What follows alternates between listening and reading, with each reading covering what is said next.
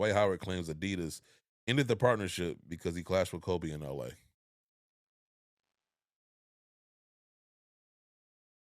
What? I know that was my first reaction. Because I was trying to figure out how the two, because he's a Nike athlete, you're Adidas, why they give a fuck? Correlate. But then, as I thought about it more, I'm like, because he lost favor. Because I do think his tenure with Kobe in LA, I do think it ruined his reputation. Now, I'm not saying let me say it like this. I don't think that it was undeserving. I think he definitely contributed to some of the things that are being said about him. Like when Kareem tells you potential has a shelf life, it's Kareem, bro. Yeah, he just didn't play good. Like, yeah, that's why I'm like, he said he was injured and all this stuff. Which and he may have been. Might have been true. Yeah. But at the end of the day, nobody cares. Hey, nobody cares. Nobody cares. This goes too hurt. This goes back to what you just said. What's that? You getting paid millions of dollars. Like, I mean, I'm sorry. Like, you got to figure it out, right? Like, now again, like, yeah, if you hurt, then that's a. Because you know what happens? Like, if a guy is too sick at my job or he's too hurt to do the job, you know what we do? Hey, man, go home. Yeah, you find somebody else to do it. Yeah, like go home. When you know, obviously when you get better, come back. But like, you're not helping us, right? So yeah, that's yeah. So it's Kobe's fault. And I got to say this too. This is real quick, an article written by Shane Garry at Acedera. What English, motherfucker? Do you speak it? For basketballnetwork.com. I gotta say this. Shane loves, like, he doesn't refer to him as Dwight. Like, he refers to him throughout this article? Mr. Howard. No. Oh. Superman. Gay. He must be a fan. Yeah, it's just like, dude. Maybe that's why he wrote the article. Yeah, it was kind of like, it was noticeable because it was just kind of like, okay, like I could see you referencing the whole Superman thing once. Don't let Shaq see that article. I don't. Shaq. Shaq is flipping over his table right now. Cereal just going everywhere. No, Shaq gonna do. He gonna pull up on him. Like how JB was gonna pull up on somebody one time. Man. Okay. Recently, Dwight Howard had Sebastian Telfair as a guest on a recent episode of Above the Rim with DH12. I guess that's his podcast. The two former high school phenoms talked about their common shoe sponsor, Adidas. Sebastian famously signed an 8-figure shoe deal with Adidas even before he played in his first NBA game. But before he could fully collect his money, he lost his shoe deal. And I think he talked about it before where he got robbed or something. He thinks the reason he lost his deal is because it was a situation where he got robbed and the controversy around that situation. And so I think he ended up losing like $6 million, he alleged. Yeah. So it's like, so he's still mad about it to this day. I mean, I'd be mad about losing $6 million. Yeah, I'm looking for somebody. Yeah. Because I'd find you. Like Sebastian, Dwight started early with the brand.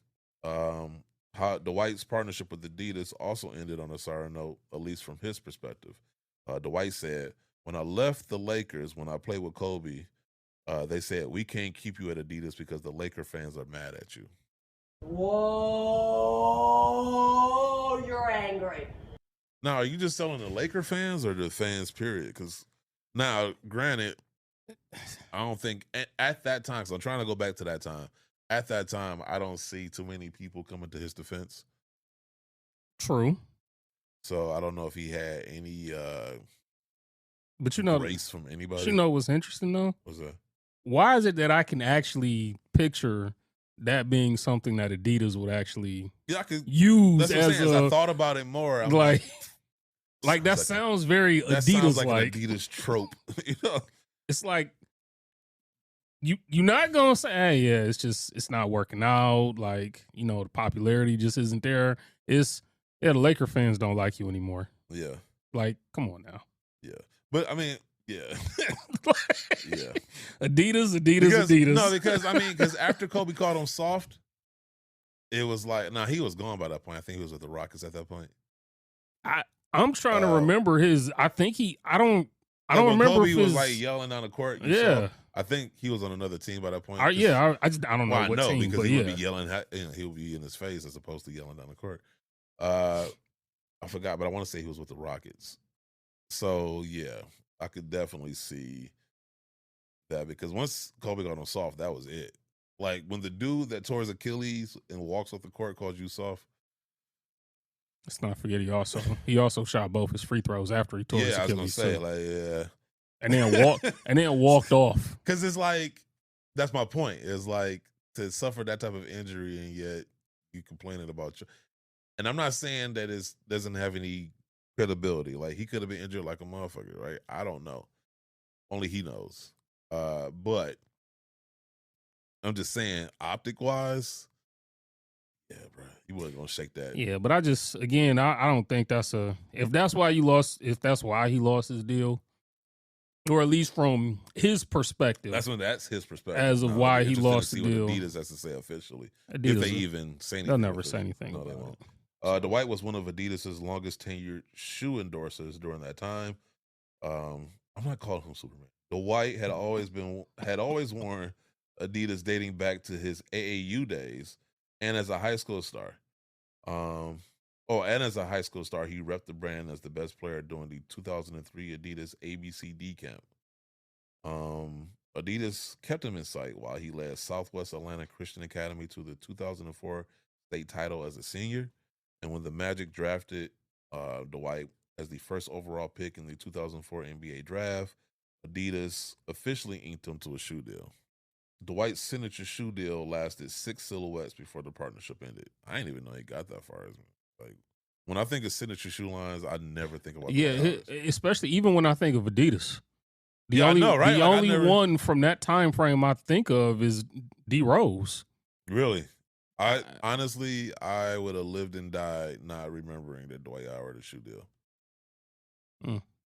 Like I feel like I'm today years old even remembering that. I mean, but I guess it makes sense though. You get drafted number 1 overall. Yeah. You know, he was in the dunk contest. You know, I mean, I guess you could say he was multi-time defensive player of the year, especially at that time in the NBA, playing the NBA finals. Dwight Howard in his prime was nice. Like I could see him having a signature shoe. Yeah. And now 6 of them that I'm trying to wrap my head around. But I do think it's an indictment though, because like Shaq, was notorious for like coming into training camp out of shape and not really taking care of his body like he should have. So for a Kobe to reminisce playing with a Shaq in comparison to playing with you, I think says a lot. Because while he might not have stayed in shape like he should have, he had the mentality. You know what I'm saying? I think for Kobe, he would have much rather had somebody with that type of mentality. Because like the in shape part, we can work with that. Right. The mentality. If you mentality mentality and basketball IQ. If you ain't got that dog in you, you ain't got it. You know what I'm saying? Yeah.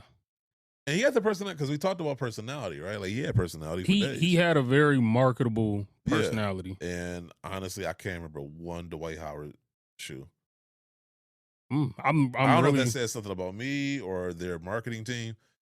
Maybe they should have had a guy. Says more citations. That's what. Yeah, they should have. I was gonna say it definitely says more about Adidas. 100%. His shoe. Yeah, it says more about. They might as well have. I don't remember. But I think what we've always kind of alluded to when we talk about players selling in certain markets. Yeah, Orlando is probably one of the hardest markets to be able to have like a signature athlete.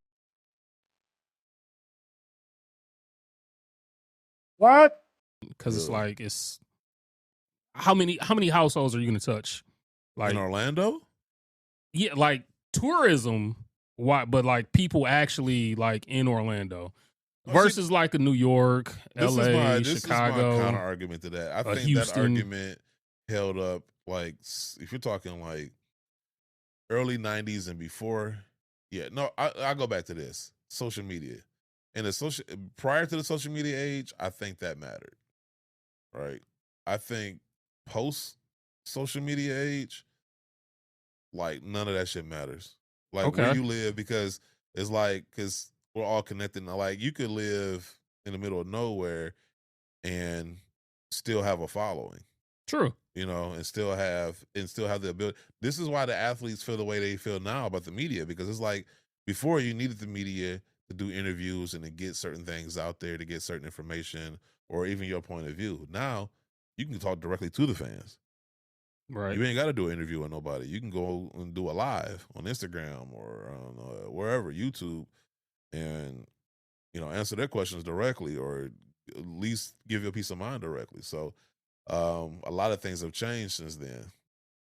So I don't think necessarily your location matters as long as you're playing and as long as you balling and you have a little bit of personality to where they can work with, marketing wise. You could be in Orlando, you could be in Sacramento, you could be wherever. Like I'm trying to think of a team that you could be in Utah.